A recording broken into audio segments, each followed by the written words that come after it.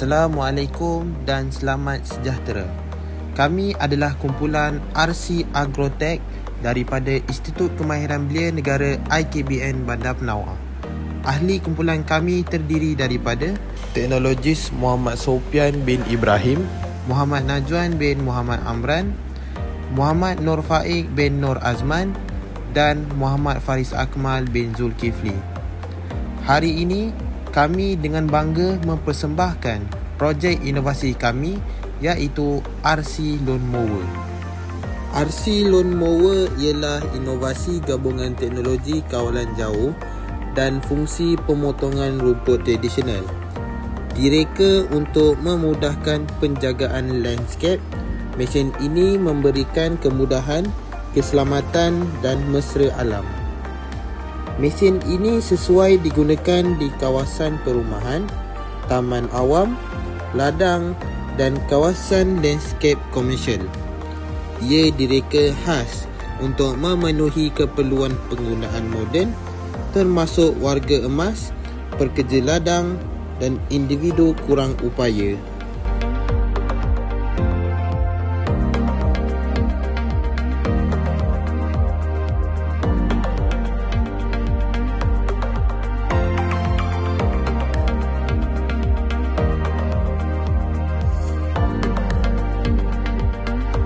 RC Lawn Mower ini terdiri daripada beberapa komponen utama. Yang pertama, motor elektrik 24 volt 250 watt memberikan kuasa untuk off-road bersaiz 10 inci. Yang kedua, sistem kawalan jauh memudahkan pengguna mengawal mesin dari jarak jauh. Yang ketiga, enjin petrol 140cc bernama Briggs dan Stratton dikenali dengan kecekapan dan ketahanannya. RC Lawn Mower menawarkan fungsi seperti yang berikut. Yang pertama, keupayaan kawalan jauh sesuai untuk kawasan sukar diakses. Yang kedua, hasil potongan profesional. Mekanisme laras memberikan potongan yang sekata dan rapi. Yang ketiga, pemotongan rumput automatik mengurangkan beban kerja fizikal pengguna.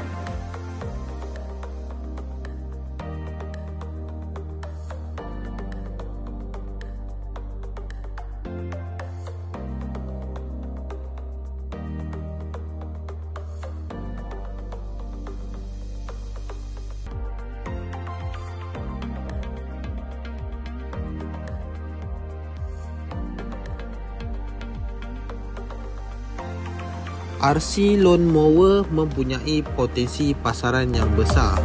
Yang pertama, sesuai untuk penjagaan landscape peribadi dan komersial. Yang kedua, direka untuk pengguna warga emas dan individu kurang upaya.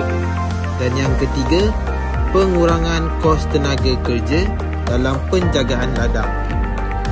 Produk ini juga menyokong kelestarian alam sekitar melalui penggunaan motor elektrik dan bateri boleh dicas semula dan mengurangkan pelepasan karbon.